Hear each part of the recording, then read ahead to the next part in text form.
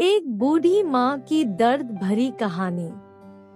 3 साल हो चुके थे बेटे को अपना घर छोड़कर विदेश में बसे हुए। इन 3 सालों में बूढ़ी माँ और ज्यादा बूढ़ी हो गई थी। 75 वर्ष की उम्र में सुलोचना देवी की याददाश्त काफी कमजोर होती जा रही थी।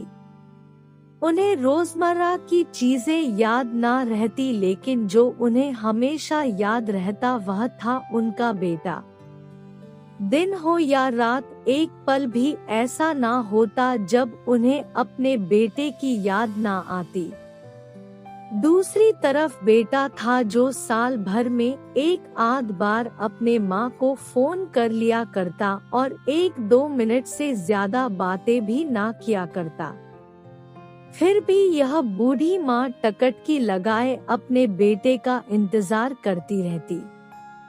एक दिन बेटे का विदेश से फोन आया। हेलो हेलो, सुन रही हो ना माँ? अनिल बोल रहा हूँ, तुम्हारा बेटा। कैसी हो माँ? मैं ठीक हूँ बेटा, तुम बहू और मेरा पोता कैसा है? माँ ने पूछा। सब अच्छे हैं माँ। मैं अगले हफ्ते गाँव आ रहा हूँ माँ, तुम्हें लेने। अब हम सब साथ में ही लंदन में रहेंगे माँ। तुम्हारी बहू कह रही थी माँ को यहाँ पर लेकर आओ, बेचारी अकेली वहाँ परेशान होती होगी, बेटे ने कहा। माँ की बूढ़ी सूखी आंखें आंसुओं से भीग गई। उसके कमजोर शरीर के नस नस में खुशी की लहर दौड़ गई। बेटे और बहू का अपने प्रति प्रेम देखकर माँ का मन खुशी से भर आया। बेटे ने आगे कहा, माँ तैयार रहना माँ, मुझे ज्यादा दिन छुट्टियां नहीं है। जिससे जितने पैसे लेने हैं लेकर रखना, तब तक मैं प्रॉपर्टी डीलर से बात कर लेता हूँ। घर के लिए माँ ने पूछा। हाँ माँ, गांव का घर हमें बेच देना पड़ेगा।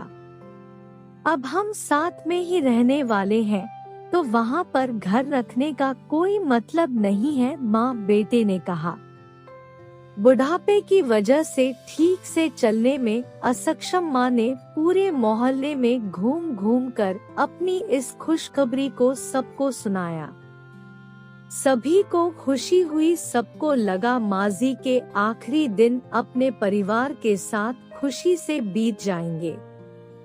घर वापस आकर माँ ने अपने घर के कोने कोने को ऐसे देखा जैसे वह अपने दूसरे बेटे को देख रही हो।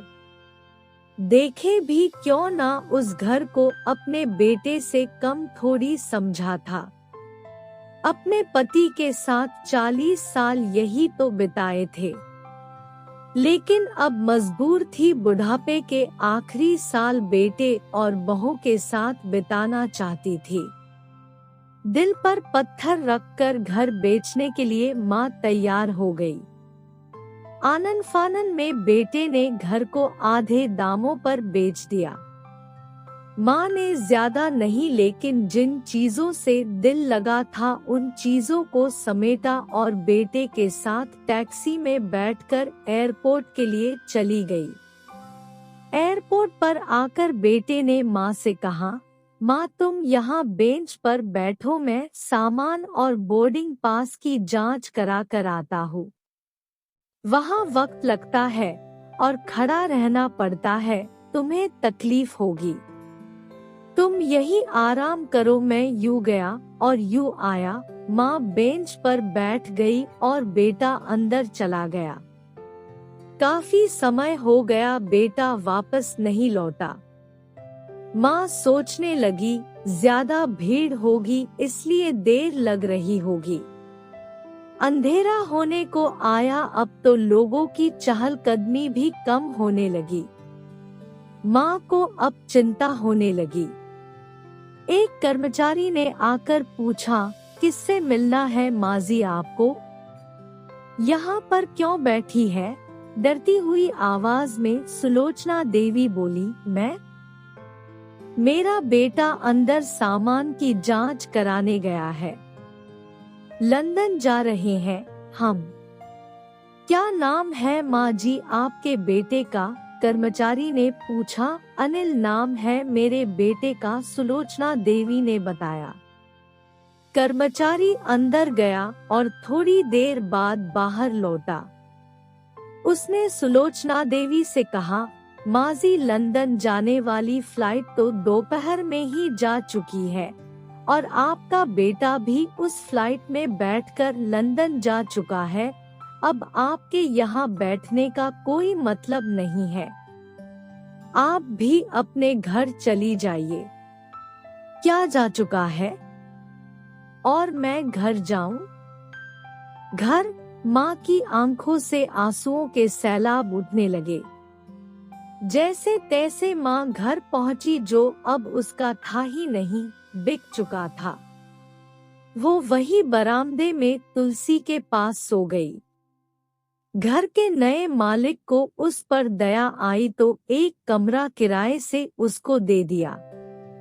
पेंशन के पैसों से खाना और किराए का बंदोबस्त हो जाता था। दिन बीतने लगे। कुछ दिनों बाद घर के नए मालिक ने सुलोचना देवी से कहा, माजी आप अपने रिश्तेदारों के यहाँ पर जाकर क्यों नहीं रहती है? इस उम्र में आपके लिए वही अच्छा होगा। अच्छा तो होगा, लेकिन अगर मेरा बेटा वापस आया तो उसका ख्याल कौन रखेगा? मेरा बेटा बहुत भोला है, उसे अपना ख्याल रखना बिल्कुल नहीं आता। मैं कहीं नहीं जाऊंगी। क्या पता कब उसे मेरी जरूरत पड़ जाए, माँ ने कहा। दोस्तों, सच बताऊं, माँ की ऐसी बातें सुनकर मेरी आंखों में आंसू आ गए। किसी ने सच ही कहा है, पूत कपूत हो सकता है, लेकिन माता कभी कुमाता नहीं होती। दोस्तों, आप सभी से हाथ जोड़कर विनती है, माता पिता की जितनी हो सके सेवा करना। उनके साथ कभी बुरा बर्ताव मत करना।